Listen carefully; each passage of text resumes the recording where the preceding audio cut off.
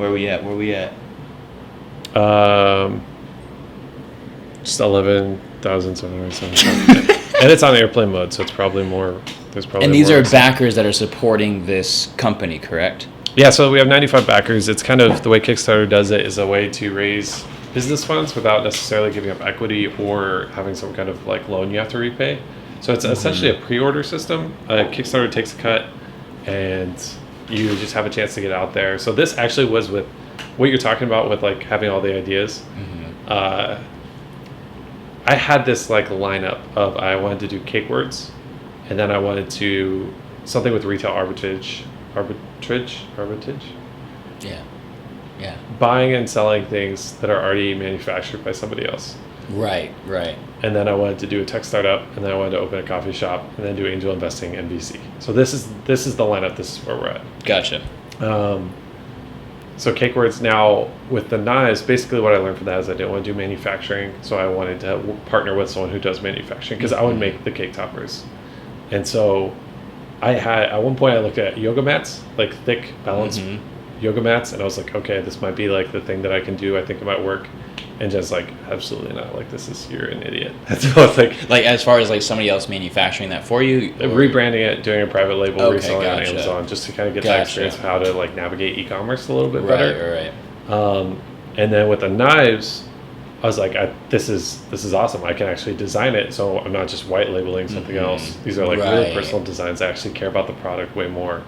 But we kind of had an agreement of if it doesn't work on Kickstarter, then we're going to have to do something else. And I just want to make a note, like the first design that you made, you did have to make edits to it. Like you had people review it, you know, so kind of go through that, like, because it's not like this is the design, made it, create it, throw it out there. Oh yeah, easy. No, so I wish I was worked the first time. It's right. No, so because of the design to do laser cut designs, I had a little bit more experience in 2D design. So I still don't have 3D design, but I tested out like hundreds of knives. So I would go to Williams Sonoma and just Japanese store. We went to the Japanese company store to learn as much as I could beforehand, find the handles that I liked, find the blades that I liked. I was very out of my element. I was like, I don't know, they look like knives. Okay, cool. Yeah, they're sharp. Sounds good. He's like, sir, can you not do that? I bet. Yeah. All right, my bad. I'm stepping away. Step away from the knife, from the sharp objects. Yeah, no, so I did as much research as possible just to find something that I liked, following the intuition of if I liked it, chances are other people will, and I'll be as intentional as possible. I used a service, so I got 3D modeled overseas. We used that 3D model to 3D print. So my buddy Ryan, thank you so much, Ryan Shepard, helped me out with that. We got 3D printed prototypes, and that was more of just like a confirmation with some of the dimensions. And then we had to test out 14 different manufacturers before we got to the one that we feel confident in, that has 20 years of experience, that we think can deliver both the quality and quantity if we were to be successful, which apparently we're doing You're doing pretty well right now. You're As of 24 hours, I'm still, you're doing pretty well. Woke up from a nap and came here because it's just been nuts. I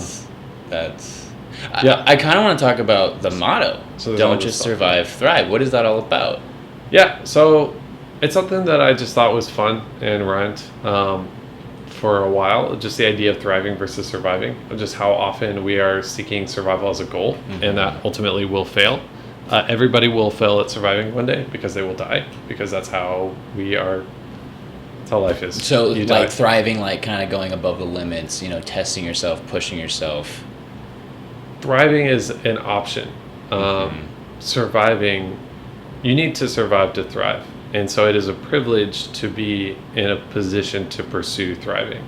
And that's why we actually partner with Action Against Hunger, and we have a lot of partners to help people survive daily who need food, so that we can all get to that thriving level, that self-actualization, if you will, in the hierarchy of needs. But I just think too often we are in this position where we have that privilege, we have that opportunity, and yet we're still so focused on surviving. And we have that fear of like avoiding death, of like, what if I do this and this is going to hurt me, and let me just avoid pain at all costs. And in the process, I think you avoid so many amazing life experiences and that thriving possibility. And so I've always been fascinated with the concept of what does it look like to live a thriving lifestyle versus just focusing on surviving, because I feel like Arizona and my background is much more focused on just surviving. I'm glad you said that, because I was going to touch on them. Like, do you think being in LA, in a big city, I mean, you could be in Chicago, New York, they're all big cities, stuff like that, but you getting away from Arizona, especially your hometown, like you know everything about it, but going to the city and just seeing, because I mean, for me, like, I really go with the energy of LA, like, as a city. Like, I mean, you got the construction right there, you know, honking horns, all kinds of stuff. People every day are hustling for different reasons. So do you think that helps, being in that type of environment? Yeah. Oh, for sure. I mean, just visiting Arizona, I mean, people will question, like, why are you doing that all the time? It's just like, well, why are you living in LA? Why are you doing anything the way that you are doing it? Really? Especially if it's different. Yeah. So it's just like, why are you wearing that? Or like, there's just a very strong unspoken social norm of how to act, how to wear, what to do. And is this by, like, people that you know personally, or just personally and in general? In general, I mean, it's just like something. I remember one time I went to a coffee shop and I was wearing, like, cut off my Garfield pajamas, and they were too short, so they looked like capris, so I just made them into shorts. And this was like as the hipster movement was like totally rising up. You can rock that. You're a model. Whatever. So I was just like, okay, let me, like, be hipster, and it's just the kinds of looks that you get of, like, there's a certain way to even be a hipster. And so being in LA is great, just the scale of everything. You can, like, I mean, there are so many talented people between the coasts that don't get credit. There's extremely talented filmmakers and photographers and artists and creatives that don't get the credit because they don't have kind of the distribution platforms. They're not in the right place. And LA really is, you have to have the skill multiplied by the distribution multiplied by all these different factors. But I do think, and this goes to, like, kind of, you know, the conference we went to in Phoenix with you know, Tony Robbins, and one thing I think that me, you, and Caleb really got from it was resourcefulness. Like, you always, no matter what, and we had a lot of conversations like this months ago of, like, we have the resources, it's just finding those resources, taking advantage of it. Do you think people stop a little too early, or, like, they don't use all the resources? Like, I mean, in LA specifically, for me, it's a lot easier to be resourceful. It's just more socially accepted to do kind of crazy stuff. True. Without it being like, have you thought about this? Like, I mean, if I launched a Kickstarter in Arizona, without a doubt, people are going to be like, well, have you thought about what would happen if this went wrong, or this went wrong? Right. And that's just, you can't, for me, I can't be focusing on that. I need to be focusing on growth. On the positive, and what getting can out there happen. and moving. Yeah, exactly. And that's what I really like about LA is everybody has this dream. Most of the people are here for a dream, especially in the entertainment industry. But there's this, like, mutual acceptance of, like, we're all kind of in the same boat. We're all trying to make something of ourselves. We're all trying, exactly. I think we all moved away from home and took that first big leap, and everybody's like, are you sure you want to do this? Like, are you sure about this? Like, what if you fail? It's like, why would you even think about it? No, well, what if? But, like, at least I'm going to try it at least and see what happens. Well, and the thing is, I am so grateful to be sitting in this chair having had a successful Kickstarter campaign. Thanks for being on it. I appreciate it. But it sucks because the results are almost independent of the process. So I could be saying the exact same stuff and have different results, and it's still the necessary process. That's not sexy. That's the hustle. That's gritty. And part of me is almost, like, bitter at myself because I feel like my words have more weight because I've experienced a level of success. But it's the same exact process for the last, like, 5 years. Dude, the hustle's not pretty. No, and it sucks, and you suck glamorous. For a lot of it. I still suck. I'm not there. There's so much. I've never done this before. I don't even know what the next 30 days are gonna hold. I've never done like this is new to me. I don't know if this I'm, is new to me. Monotonous or boring, you know, like but you're not gonna know unless you try. And, like, what's the downside? Like, really, what is the downside? What is the downside? Exactly. Like, are you going to kill me during this podcast? Dude, probably not. I mean, just wait. Yeah. But, like, embarrassment, like, I remember watching, I mean, because I watch a lot of Gary Vee. He's very inspirational, especially with entrepreneurship and stuff like that. And I remember watching him one day, and I think, like, a minute into the video, he's like, he was like, for instance, you're watching this right now and you're not doing. As soon as he said that, I cut it off and I went on YouTube, check out podcast stuff. I'm like, you're right. Yeah. Like, I'm just consuming your content, loving you to death, but that's not gonna make me observing the hustle. I'm observing the hustle, not actually doing it, and it's because I feel like once you get started into it, even with the Kickstarter, like you said, you didn't know what was gonna happen. Yeah, but I think that's so tough. So like even touching on Tony Robbins, like for a long time, I would see those conferences as for people that were weak, for people that didn't know what they wanted, and they needed somebody else to pump them up and say, like, you're amazing! Right. And I was like, oh, like, okay, like, self-help, like, you need help. But, man, I've watched a crap ton of TED Talks. I've watched a lot of Gary Vee videos sitting on the couch. I have read a lot of books that have not converted into action. There's certain times in my life where I'm like, read, and I would recommend that others read, and then there's times where I'm like, act. Right. And I think it's important not to judge yourself because 100%. Of that. And it's so easy, and like, you could be like, oh, because I mean, I judged myself. I was like, oh, I'm just that poser guy that just watches videos that doesn't do anything. And now I have this freaking Kickstarter that has $11,000, like, that just say that, nuts, wow. But like to say, like, don't judge yourself in the process of how you're doing or where you are compared to others. Like, to do this is insane for me. It could be not insane for somebody else. It could be totally like, you just have to go at your own pace. Don't judge yourself, but also don't give up.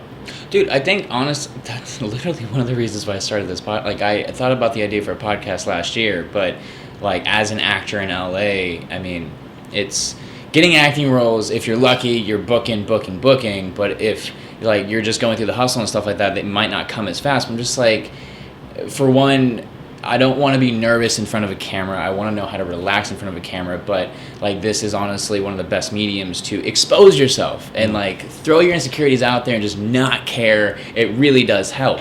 So again, I'm very thankful that you're here joining me as well to support awesome. This, because it's it's like supporting each other. That's invaluable, dude. Like, we're gonna look at this like 10 years from now and be like, oh my god, that was us.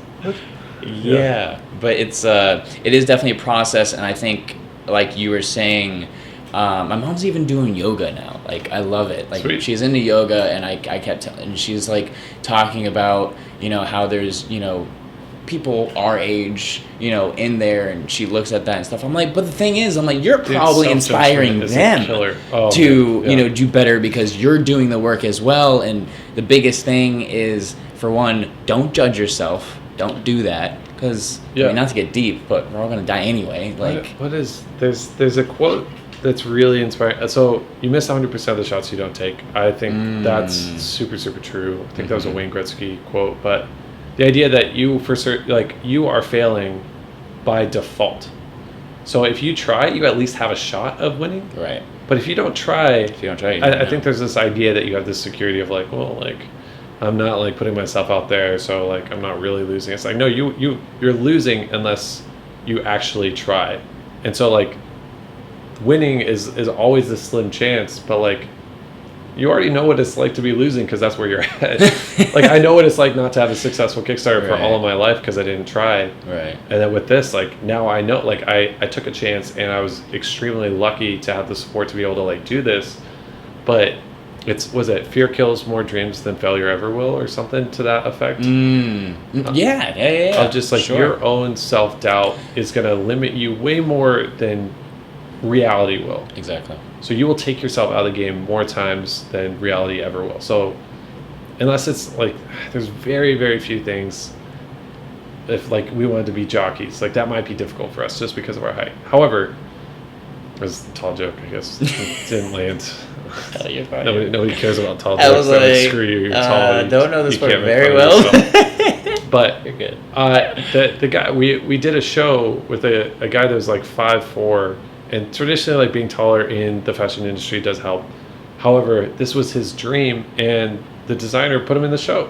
Do you remember him? He's just like, he was like yay tall, and like, I mean, I've definitely seen he's the nicest, coolest guy, and he got to do it because Paris Harris was like, you're in the show. This is your dream. We're going to do it. So like, even in things where it's like you are physically limited, you can still do it, And so like, I don't know. I'm really if anything that I'm doing can inspire somebody else to take action on something that they've wanted to do, like that's golden. Like that is my absolute goal, is because like Walt Disney, was a huge inspiration for me, died years ago, never knew I was going to exist, didn't give a crap about me, but because of the way that he chose to live his life and like create things, and he wasn't perfect, but what he created changed my life. Right. And inspired me to say like, oh, you can create worlds that you see that don't exist.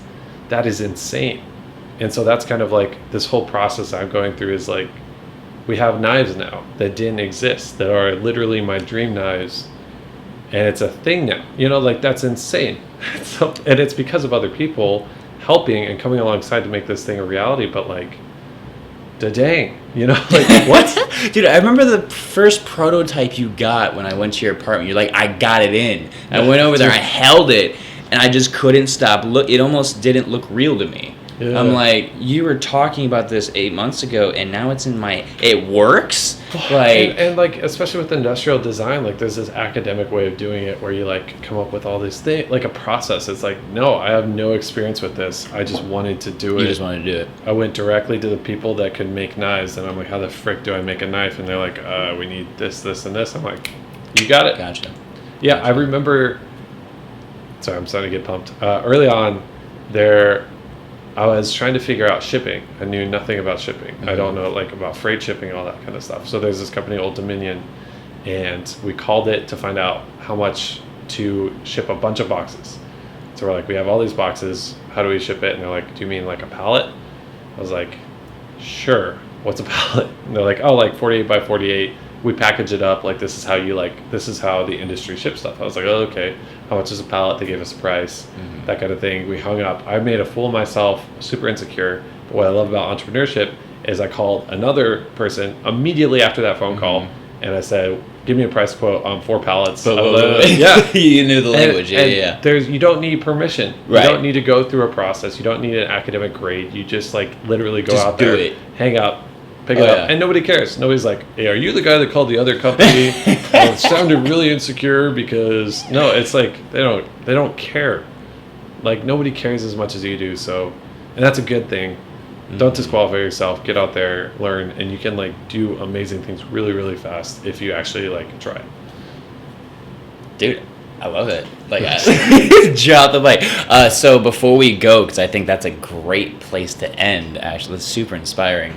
Again, congratulations with all of your success. Dude, this is only the first day? Yeah, less than 24 hours. Less than 24 hours. Yeah. So his Kickstarter, please tell us where your Kickstarter is at. I will also be posting it on this background right here so you guys can see it. But tell us what we need to know. Yep, Thrive Knives. It's called the Thrive 5. So if you Google anything Thrive Knives, there's going to be a billion posts. But it's the Thrive 5 knife collection. On Kickstarter for the next 30 days, we have these amazing 40% off deals already off these amazing prices. Literally compared to our competition, it's $1,300 for this set. We're retailing it right now for $295 on Kickstarter. Same quality. We have metallurgists, we have chefs, like everybody's verifying this. It's nuts. These are amazing knives.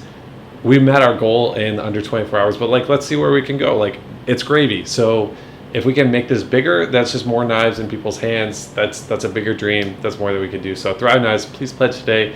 Every dollar counts. It literally puts you on Kickstarter. So even if it's $1 pledge, that'll rank you higher, so you get more views. Because more people are backing it. Exactly. So numbers literally, go up. Statistics. Even if you don't need knives, like the dollar super helps.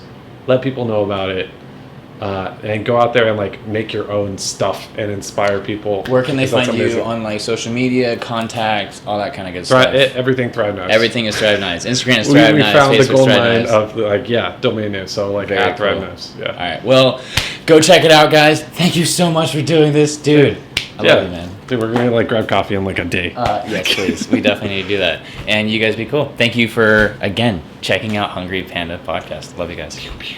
Peace.